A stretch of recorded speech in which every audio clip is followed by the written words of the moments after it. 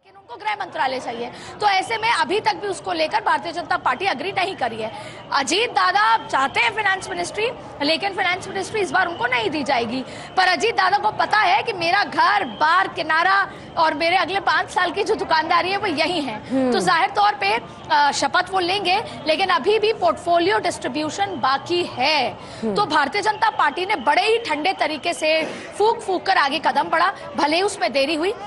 और एक बात खास है, क्योंकि मैं लंबे समय से देवेंद्र फडणवीस को कवर भी कर रही हूँ और उनको ऑब्जर्व भी कर रही हूँ पर्सनैलिटी को। 2019 में जब मैं उनसे मिली और उनका इंटरव्यू किया, तब वो बहुत ही वॉज अ लीडर इन हरी। जैसे ही ये हुआ कि मुख्यमंत्री कौन बनेगा, 105 सीटें भाजपा की आई और उस समय एमवीए तमाम तरीके की चीजें हुई। उद्धव ठाकरे ने कहा कि वो मुख्यमंत्री, मैं आपको बीच में रोकना चाहूंगी शायद यहाँ पर सिक्योरिटी के लिहाज से, तो हम थोड़ा साइड हो जाते हैं सिक्योरिटी के लिहाज से यहाँ पर चीजें। और तो मैं आपको ये कह रही थी कि he was a leader in hurry. Why? Because 2019 में जब ये हुआ कि 105 सीटें भाजपा की आई और उस समय ये हुआ कि मुख्यमंत्री कौन होगा, और उद्धव ठाकरे ने भी अपना फुट डाउन कर दिया और फिर कैसे एमवीए बना, उद्धव ठाकरे ने शपथ ली, उसके बाद भी उनको प्रतिशोध था कि कैसे उद्धव ठाकरे को अब हमें इसका जवाब देना है। फिर एनसीपी को तोड़ा, अजीत पवार अनकंफर्टेबल थे, एनसीपी को तोड़कर अजीत पवार को लाए, 5 दिन के मुख्यमंत्री देवेंद्र फडणवीस बने। समझ आ रहा था कि उनको जल्दी है उनको, लेकिन फिर जब वो 5 दिन बाद वो सीएम से एक्स सीएम हुए, उसके बाद का जो उनका बदलाव था उनके बॉडी लैंग्वेज में, उनके काम करने के तरीके में, फिर सहज तरीके से, वो चाहते नहीं थे लेकिन डिप्टी सीएम बने, क्योंकि उनको दिल्ली ने समझाया कि अगर अभी तुम संगठन में चले जाते हो तो भारतीय जनता पार्टी वापस छाया में रह जाएगी, काम सरकार करेगी लेकिन भारतीय जनता पार्टी का नाम नहीं होगा, एनसीपी शिंदे का हो जाएगा। तो ये सब समझाने के बाद उनको मनाया गया, देवेंद्र फडणवीस को थोड़ा सेंटर में रखा गया। और अब जब आज नजर आता है कि कैसे उन्होंने पिछले 10 दिन शांति से निकाले, चेहरे पर मुस्कुराहट थी, उनको भी अनसर्टनिटी का पता था कि क्या पता अगर शिंदे ने फुट डाउन कर दिया तो क्या पता क्या हो, लेकिन अब उनके अंदर एक पेशेंस आ गया है। और आज जब वो मुख्यमंत्री पद की शपथ लेंगे, सुबह मुंबा देवी गए, सिद्धिविनायक दर्शन किए, तो जाहिर तौर पे वो एक 5 साल में एक बदले हुए व्यक्तित्व, बदले हुए लीडर के तरीके से उनको देखा जा सकता है। लेकिन आपको एक बार फिर यहाँ के नज़ारे को दिखाएं, कैसे महिलाएं लगातार यहाँ पर पहुंच रही हैं। इसके साथ साथ देखिए, सबसे बड़ी जीत का श्रेय तो चाहे फिर अजीत पवार का जिक्र करें, वो भी ये कहते हैं कि मैं बतौर फाइनेंस मिनिस्टर, और अदिति एक तरीके से देवेंद्र फडणवीस के व्यक्तित्व में ये नजर आया है। और कह सकते हैं अदिति की न केवल देवेंद्र फडणवीस के व्यक्तित्व में, बल्कि आप अगर बीजेपी को एज अ होल देखेंगे तो हमेशा यही हुआ है कि डिसिप्लिन्ड वे में चलना।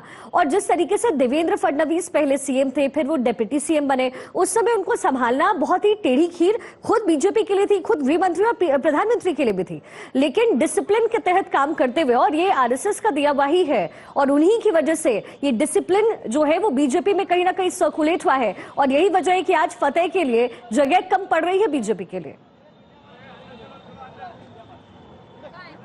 बिल्कुल, और देवेंद्र फडणवीस, इसीलिए मैंने कहा बदलती हुई पर्सनालिटी आपको नजर आई वहां पर।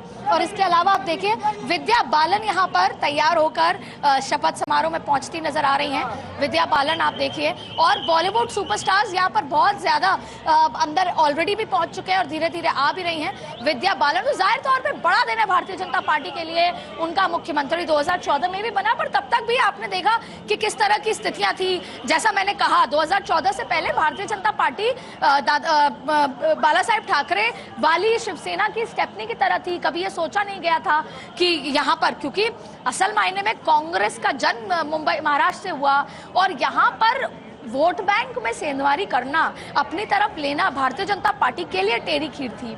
और जैसा आपने कहा कि जो पिछले 10 साल भी हुआ, भले ही 120, 122, फिर 105 और अब 132 सीटें आई हों, लेकिन इसकी जो स्ट्रेटेजी थी और मुख्यमंत्री पद तक हक से पहुंचना, जैसा मैंने कहा कि इस बार बीजेपी ने अंगद के पैर रख दिए, ये में भी बहुत समय लगा।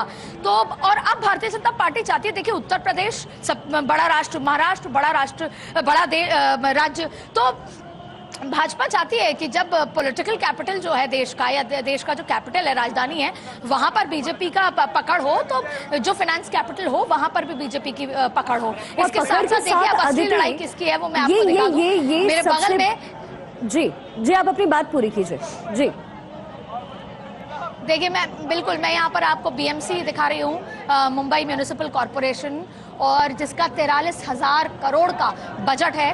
और आप देखिए कि अगर मैं राजस्थान से भी कंपेयर करूं तो 11 टाइम्स इसका, राजस्थान जैसे राज्य का जो टोटल बजट हो उससे 11 टाइम्स ही बजट है। और असल में जो ये लड़ाई है, जो लड़ाई अभी खत्म नहीं हुई, भले आज शपथ हो जाए, आज के बाद उद्धव ठाकरे और आज से पहले भी उद्धव ठाकरे बार बार दरगर यही कहने जा रहे हैं कि जब जरूरत थी तब शिवसेना को तोड़ा, शिंदे को मुख्यमंत्री बना दिया। अभी ऐसी चीजें पॉलिटिकली बहुत सुनने में आएंगी जब उद्धव ठाकरे ये कहेंगे कि जब जरूरत थी तो उनको मुख्यमंत्री बनाया। शिव सैनिकों को ये समझाएंगे कि भाई आपका जो असली सम्मान है वो वही है। और फर्ज कीजिए बीच में ऐसी स्थिति भी आई, अगर सोचा भी होगा शिंदे ने कि मैं वापस चला जाऊं, तो उनको पता है कि अब वापस इसलिए नहीं जा सकता क्योंकि शिवसेना का तो लीडर उद्धव ठाकरे होगा। अगर मैं वापस चला गया तो रहना है तो इसी सरकार में रहना है, बस अपनी जगह बना के रहना है। तो असली लड़ाई इसकी है जिसके सामने हम खड़े हुए हैं। हमारे पीछे आजाद मैदान है जहाँ शपथ समारोह होगा, और ये लड़ाई आज शपथ के बाद से ही शुरू हो जाएगी।